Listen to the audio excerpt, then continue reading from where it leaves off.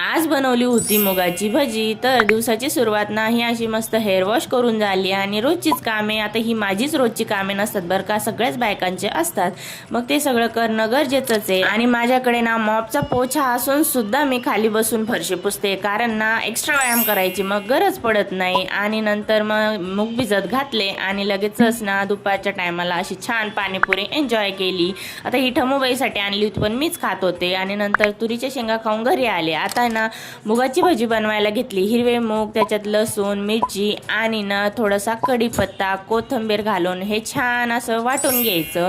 त्याला अजिबात पाणी घालायचं नाही बरं का, नाही तर मग ते खूप सैल होऊन जातं। आणि त्याच्यात थोडंसं बेसन पीठ टाकून थोडासा कांदा टाकायचा आणि ना मीठ टाकून हळद टाकून मिक्स करून घ्यायचं।